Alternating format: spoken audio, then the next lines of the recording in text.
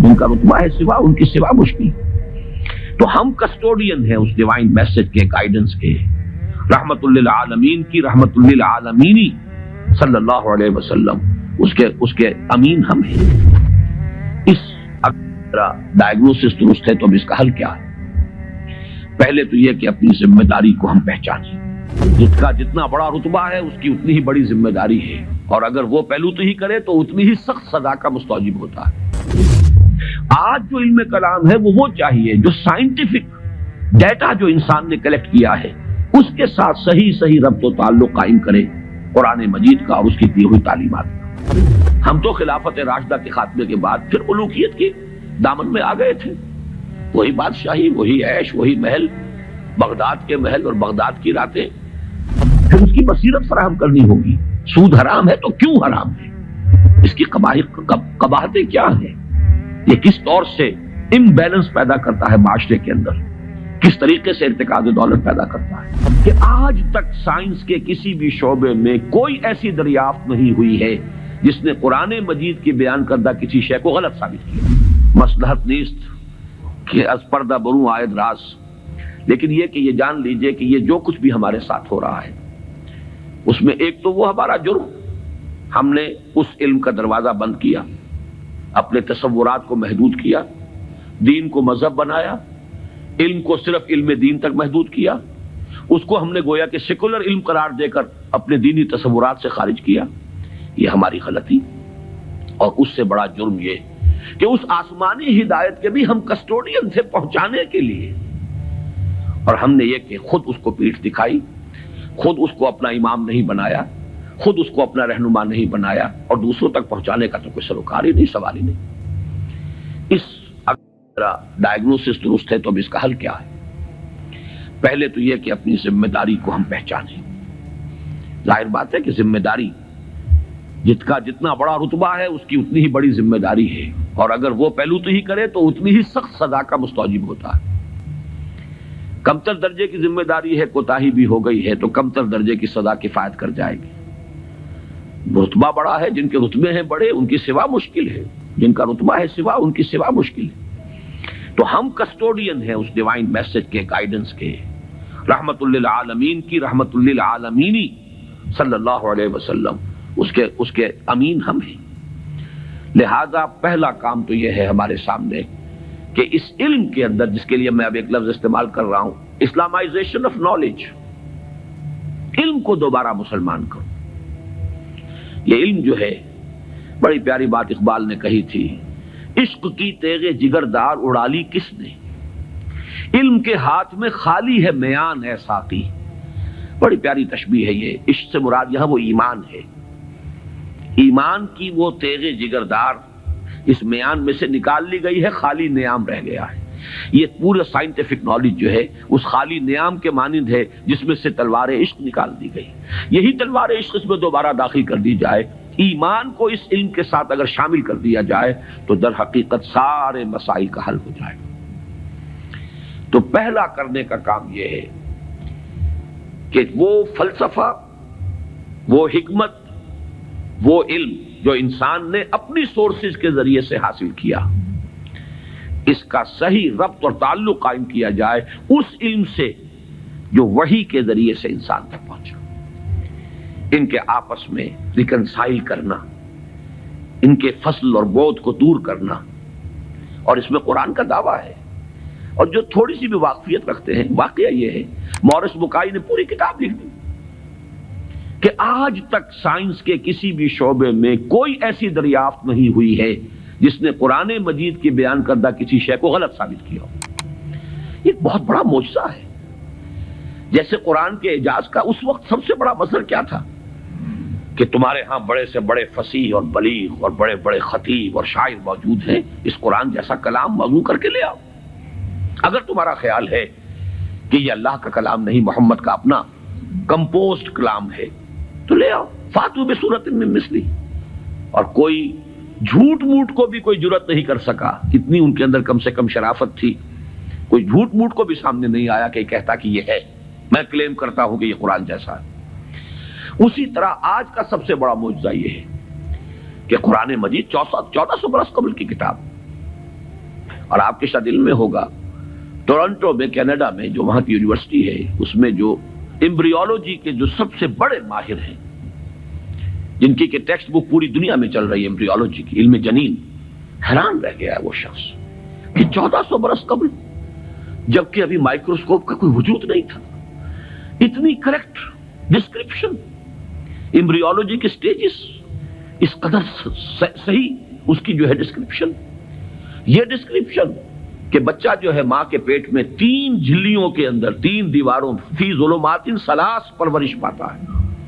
ابھی تو کوئی ڈسیکشن نہیں ہوئی تھی ہیومن باڈی کے، یہ جو فزیولوجی ہے اور اناٹومی بھی اس کا علم انسان کو نہیں تھا، یہ حقائق کیسے آئے؟ اسی لیے قرآن کہتا ہے، اس کا دعویٰ ہے سنوریہم آیاتنا فی الآفاق وفی انفسہم حتی یتبین لہم انہ الحق، قریب انہیں دکھائیں گے اپنی نشانیاں اور آیات، آفاق میں بھی، ان کے اپنے اندر، اپنے نفس میں بھی، یہاں تک کہ یہ بات بالکل ثابت ہو جائے گی کہ قرآن حق ہے۔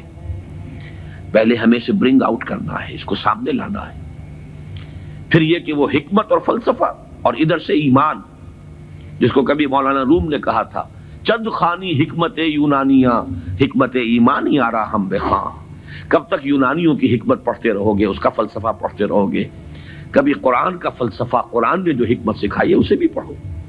یہ ریویلڈ نالج ہے، یہ ریویلڈ وزڈم ہے، یہ ایکوائرڈ نالج ہے، یہ ایکوائرڈ وزڈم ہے۔ ان دونوں کے درمیان ربط قائم ہونا چاہیے، جو علم کلام کا موضوع رہا ہے ہمیشہ۔ آج ضرورت ہے ایک نئے علم کلام کی، اس لیے کہ وہ قدیم علم کلام جو تھا وہ اس فلسفے کے حوالے سے تھا جس کی بنیاد منطق تھی۔ آج جو علم کلام ہے وہ چاہیے جو سائنٹیفک ڈیٹا جو انسان نے کلیکٹ کیا ہے اس کے ساتھ صحیح ربط و تعلق قائم کرے قرآن مجید کا اور اس کی دی ہوئی تعلیمات کا۔ اس سے یہ ہے کہ یہ گیپ جو ہے وہ برج ہوگا اور اس کے اندر ایک توحید کا رنگ پیدا ہوگا بجائے سنویت کے، یہ علم اور یہ علم اور۔ ایک بڑی سادہ سی مثال میں آپ کو دے رہا ہوں، ایک بڑے نیک نوجوان تھے، یہ کوئی 10-15 سال پرانی بات بتا رہا ہوں، ایم ایس سی باٹنی انہوں نے کیا، ریلیجس ایکٹیوسٹ، بڑے میدان میں مذہب کے لیے بڑے جوش و خروش سے کام کرنے والے۔ میں نے ان سے پوچھا کہ آپ کا کیا خیال ہے ڈاروین کے نظریے کے بارے میں؟ کہنے لگے کفر ہے۔ میں نے تھوڑا سا پاز کیا، میں نے کہا ٹھیک ہے وہ کفر تو ہے، لیکن تم نے کیا ہے، وہ مجھ سے کافی چھوٹے ہیں عمر میں نے کہا تم نے کیا ہے ایم ایس سی باٹنی، مجھے تو اس حوالے سے بتاؤ کہ جو اس بایولوجی کے فیلڈ میں اس کے لیے جو دلائل ہیں، جو اس کے لیے شہادتیں ہیں، جو اس کے لیے ثبوت دیے گئے ہیں، ان کے بارے میں کیا رائے ہے؟ تو بلیو می ان کا جواب یہ تھا وہ تو بہت کنونسنگ ہے۔ یہ ہے وہ سپلٹ پرسنالٹی، ایک شے جو بڑی کنونسنگ ہے، ایم ایس سی باٹنی کی ہے، اس میں جو کچھ پڑھا ہے اس کی روح سے وہ سمجھ رہے ہیں کہ ڈاروین کا نظریہ ارتقاء بڑا کنونسنگ، اس کے لیے مواد موجود ہے، دلائل ہیں، شواہد ہیں، لیکن ہے کفر۔ یہ سپلٹ پرسنالٹی، دماغ کے ایک گوشے میں ایک چیز ہے، دوسرے گوشے میں دوسری چیز ہے۔ یہ سپلٹ پرسنالٹیز دنیا میں کوئی کام نہیں کر سکتی۔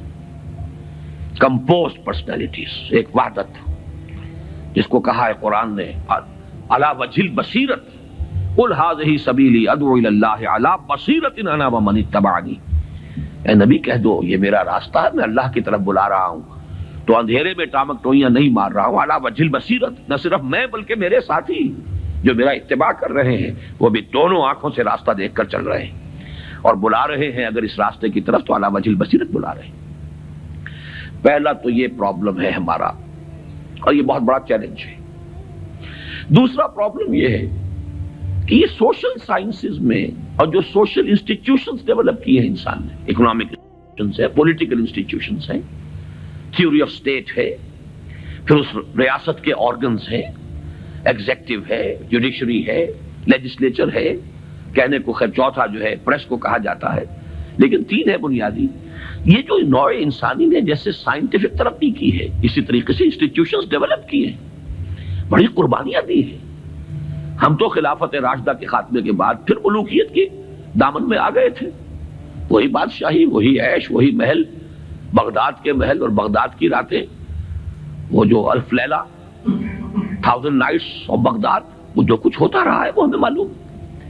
یہ تو یورپ والوں نے خون دیا ہے، انہوں نے جانیں دی ہیں، انہوں نے اسٹرگل کی ہے، تب بادشاہوں کے کلچز سے اپنے آپ کو چھڑایا ہے، انسٹیٹیوشنز ڈیولپ کیے ہیں۔ لیکن یہ کہ ان انسٹیٹیوشنز کو اب یا تو یہ ہے کہ بالکل ایک مرعوب ذہنیت کے ساتھ، ڈیفیٹسٹ مینٹیلٹی کے ساتھ جوں کا تو ہم ایکسپٹ کر رہے ہیں، یا یہ کہ ٹوٹلی ریجیکٹ کر رہے ہیں، حالانکہ دونوں چیزیں اللاجیکل ہیں۔ اس میں تجزیہ کرنا ہوگا کیا صحیح ہے کیا غلط ہے، کیا چیز کمپیٹیبل ہے دین کے ساتھ کیا نہیں ہے، پھر اس کی بصیرت فراہم کرنی ہوگی۔ سود حرام ہے تو کیوں حرام ہے، اس کی قباحتیں کیا ہیں، یہ کس طور سے امبیلنس پیدا کرتا ہے معاشرے کے اندر، کس طریقے سے ارتکاز دولت پیدا کرتا ہے، اور اس سے پھر فساد پیدا ہوگا۔ آخر کمیونزم بھی یوں ہی تو نہیں آ گیا تھا، it was not a bolt from the blue, یہ ری ایکشن تھا کیپٹلزم کا۔ اور اگر کیپٹلزم اور ننگا کیپٹلزم جاری رہا تو پھر کسی اور ری ایکشن کو وہ جنم دے گا، اسی کی کوکھ سے کوئی اور اینٹی تھیسس وجود میں آ جائے گا۔ جیسے ابھی آپ نے وہ کے جی بی کے کوئی بڑے ڈبل ایجنٹ کا ابھی انٹرویو آپ نے پڑھا ہوگا، 1-2 دن پرانی بات ہی ہے، اس نے یہ کہا ہے کہ یہ ایک تجربہ تھا، ناکام ہو گیا، لیکن میں اس کے اوپر شرمندہ نہیں ہوں، یہ ایک بہت اچھا کام تھا جو ہو رہا تھا، اور یقیناً بہت خیر اس سے وجود میں آیا ہے۔ بہرحال انسان پھر تجربہ کرے گا۔ اس اعتبار سے دوسری ذمہ داری ہماری یہ ہے جو قرآن کے حامل ہے، حامل قرآن، اگرچہ مجھے شعر یاد آیا اقبال کا، جانتا ہوں میں یہ امت حامل قرآن نہیں ہے، وہی سرمایہ داری بندہ مومن کا دین، جانتا ہوں میں کہ مشرق کی اندھیری رات میں بے ید بیضا ہے پیران حرم کی آستی۔ تو حقیقت تو وہ ہے جو اقبال نے کہی ہے، لیکن بہرحال سو کالڈ حامل قرآن تو ہم ہیں نا، قرآن کو ماننے والے، لیکن یہ کہ اس حامل قرآن امت کا دوسرا فرض یہ ہوگا، جہاں ایک طرف ایمان کے حقائق کو سائنٹیفک معلومات کے ساتھ ان کی ایک ربط اور تعلق کو اسٹیبلش کرنا، وہاں دوسری طرف سوشل سائنسز اور سوشل انسٹیٹیوشنز کا تجزیہ کہ ان میں صحیح کیا ہے جس کو اختیار کرنا ضروری ہے، ان میں غلط کیا ہے جس کو اس میں سے مائنس کرنا ضروری ہے۔